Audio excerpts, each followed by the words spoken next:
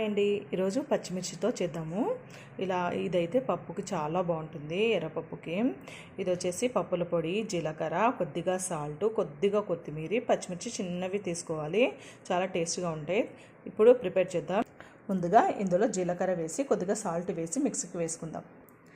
ఈ పచ్చిమిర్చిలో ఈ powder stuff చేయాలి. ఇందులో స్టఫ్ చేసి పెట్టుకోవాలి. ఇది ముందుగానే చిన్న పిన్నుతో లోపల వరకు ఇలాగ కట్ చేసుకోవాలి. కట్ చేసి అందులో స్టఫ్ చేసుకోవాలి ఈ పౌడర్ని. ఇప్పుడు స్టవ్ వెలిగించి బాండి పెట్టుకుందాం. ఇప్పుడు స్టవ్ వెలిగించాను, బాండి పెట్టుకొని ఇందులో కొద్దిగా ఆయిల్ వేసుకుందాం. ఆయిల్ ఇలా కొద్దిగా వేసిన తర్వాత ఇది కొద్దిగా వేడి కావాలి. వేడైన తర్వాత ఈ పచ్చిమిర్చి స్టఫ్ చేసాం కదండి, అదంతా వేసిద్దాము. వేసేసి కలపాలి. ఇలా వేసుకున్నాము. ఇప్పుడు కలుపుదాం.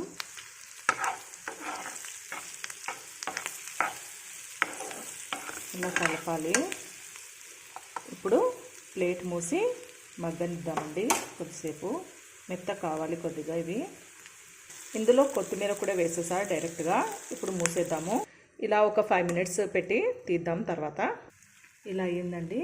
ఇందులో కొద్దిగా వాటర్ వేసుకుంటాను. ఇలా వాటర్ వేసుకొని కలుపుకుందాం. కొద్దిగా కావాలంటే మనం కొద్దిగా ఎక్కువగా మనకి మిక్సీ పట్టింది పౌడర్ వేసుకోవచ్చు. పప్పుల పొడి ఇలా అయిపోతుంది వాటర్ వేస్తే. కొద్దిగా మూత పెట్టుకుందాము. కొద్దిగా వేస్తున్నా వాటర్, కొద్దిగానే అంతే. ఒక 2 మినిట్స్ అయిన తర్వాత దింపేసుకుందాము.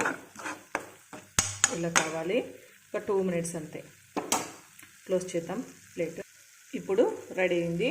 ఇది ఒక బౌల్లో సర్వ్ చేసుకుందాం. చాలా టేస్ట్గా ఉందండి. పచ్చిమిర్చితో చేశాను. ఇది వచ్చేసి మనకి పప్పుకి కానీ లేదా రైస్కి, ఒట్టి రైస్కి కొద్దిగా నెయ్యి వేసుకొని తింటే చాలా బాగుంటుంది. ట్రై చేయండి, హ్యాపీగా తినొచ్చు. కొద్దిగా కారం ఉంటుందండి, ఎందుకంటే పచ్చిమిర్చి చిన్నవి కాబట్టి. లేకపోతే లేతవైనా తీసుకోవచ్చు. చాలా బాగుంటుంది. ట్రై చేయండి, సబ్స్క్రైబ్ చేయండి.